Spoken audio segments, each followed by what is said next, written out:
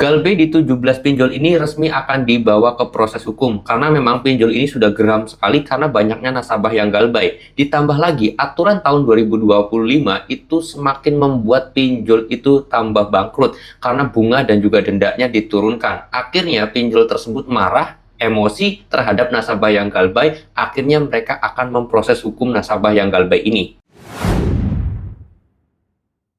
Assalamualaikum warahmatullahi wabarakatuh teman-teman semuanya. Pada kesempatan video kali ini saya ingin membahas beberapa pinjol yang akan memproses hukum nasabah yang telah melakukan galbay. Karena memang mungkin pinjol itu emosi sama pemerintah karena aturannya itu semakin membuat pinjol tersebut bangkrut. Atau pinjol itu nggak enak dengan aturan yang telah ditetapkan oleh pemerintah. Karena emosi pinjol itu sama pemerintah, karena kesel aturannya itu nggak enak, makanya pinjol itu sekarang emosinya ke nasabah yang galbay. Mereka akan memproses hukum nasabah-nasabah yang galbay. Dalam tanda kutip, proses hukum ini ya teman-teman semuanya bukan untuk masalah pidana tapi perdata, yang mana nanti itu akan di pengadilan itu seperti apa teman-teman ya.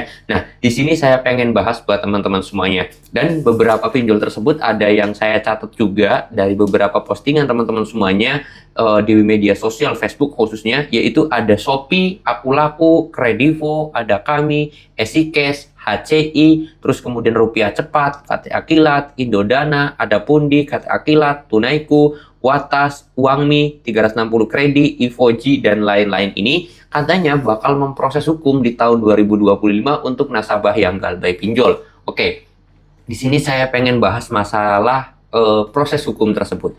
Memang benar, pinjol tersebut bisa memproses hukum nasabah yang galbay. Pinjol tersebut berhak untuk mengajukan ke pengadilan atau ke meja hijau terhadap nasabah yang galbay. Itu dibolehkan sesuai aturan perundang-undangan karena memang undang-undangnya seperti itu. Dan yang keempat, ini jalur hukumnya adalah perdata bukan pidana, teman-teman.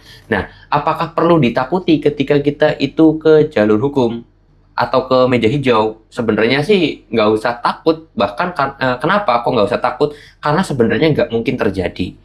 Ada beberapa faktor dan juga ada beberapa alasan. Pertama, anggaran biaya ketika mengajukan ke persidangan atau ke meja hijau itu cukup tinggi. Mana mungkin utangnya cuma sekian, 5 juta atau 10 juta atau 20 juta, terus biaya pengadilannya 20 juta, ya rugi juga, nggak dapatan apa-apa pinjol tersebut. Pertama itu. Lalu kemudian yang kedua adalah masalah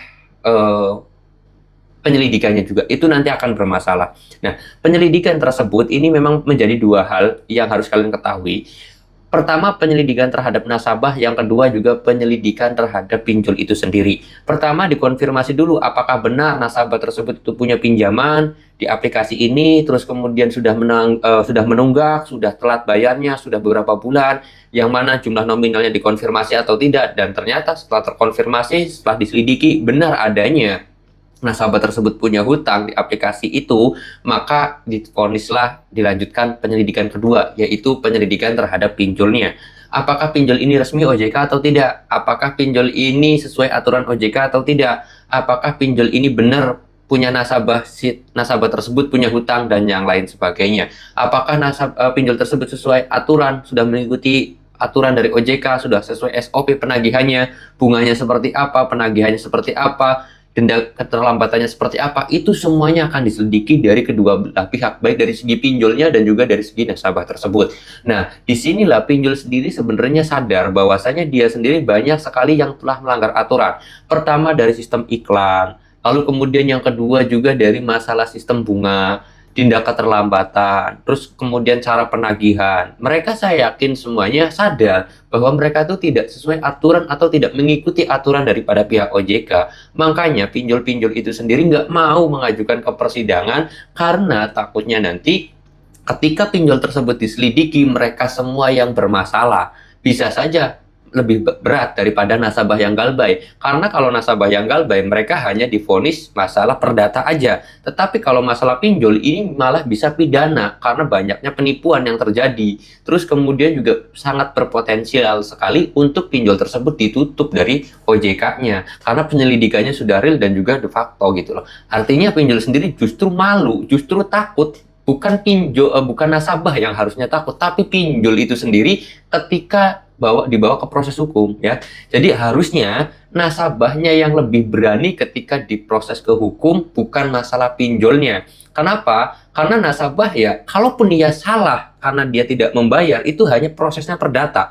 Tapi kalau pinjol itu salah, dia akan masuk ke pidana, bahkan pinjol tersebut sudah pastikan diblokir atau dihapus izinnya oleh OJK gitu loh. Jadi yang ketakutan ketika membawa ke sidang itu pinjolnya, bukan nasabahnya. Tapi bang, ngancemnya kok mau bawa ke proses hukum, mau dibawa ke sidang dan yang lain sebagainya. Itu adalah cara dia berusaha untuk nakut-nakutin kalian. Kalau kalian gagal ditakutin atau kalian itu malah berani, saya yakin pinjol tersebut malah ngedon juga, DC-nya malah takut juga ketika nagih ke kalian. Seperti itu ya. Jadi perlu kalian ketahui, perlu kalian pahami masalah mekanisme persidangan dan yang lain sebagainya. Jadi tetap aja enjoy dan juga tenang, jangan panik, yang jelas jangan takut, karena ketika kalian sudah berusaha keras sekuat tenaga, tapi faktanya belum bisa membayar cicilan pinjol tersebut, itu semuanya akan aman-aman aja dan tidak ada masalah sama sekali, oke? Ini buat teman-teman semuanya. Masalah teroran, ancaman, dan yang lain sebagainya, itu tidak akan pernah terjadi, teman-teman, oke? Nah, di sini saya titip pesan kepada teman-teman semuanya. Yang harus kalian waspadai, yang harus kalian takuti adalah ketika ekonomi kalian itu sedang kesusahan, rezeki kalian mungkin sedang seret, dan kalian sedang berusaha mencari rezeki yang banyak, mencari rezeki yang berkah, tapi kalian lupa terhadap sang pemberi rezeki itu sendiri. Makanya saya ingetin, cobalah ingat kepada sang pemberinya agar rezeki kalian itu menjadi lancar. Oke? Ya, ini sih pesan saya. Dan saya sendiri mohon maaf kalau ada kata-kata yang kurang berkenan atau kata-kata yang tidak enak. Saya mau tutup dulu video ini dan kata assalamualaikum warahmatullahi wabarakatuh.